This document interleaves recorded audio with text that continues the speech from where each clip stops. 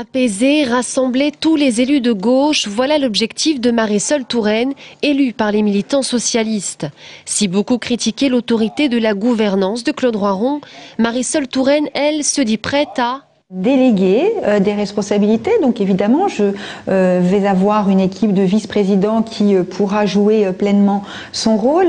Demain, nous allons annoncer la composition de l'équipe de l'exécutif, sans préciser à ce stade les responsabilités précises des uns ou des autres. La conseillère générale de Montbazon sait déjà les sujets sur lesquels elle souhaite travailler en concertation avec tous les partis politiques, selon elle, présents au Conseil général. L'accompagnement des personnes âgées, mais aussi donner un rôle plus visible au département en matière de développement économique, un point sur lequel Jean-Patrick Gille la rejoint entièrement.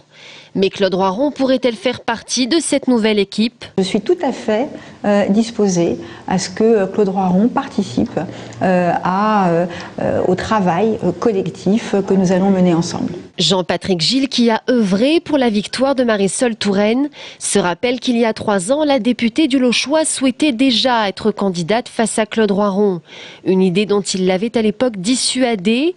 Mais aujourd'hui, le premier secrétaire fédéral socialiste dresse un bilan clair des années de Claude Roiron à la tête du Conseil général. Parce que Claude n'a pas mesuré que le Conseil général, qu'elle n'était pas présidente du département, élue directement par les Tourangeaux, mais que c'était à la fois aussi une assemblée, et que le rôle du responsable de l'exécutif est évidemment de fixer des orientations, mais aussi de déléguer à des vice-présidents.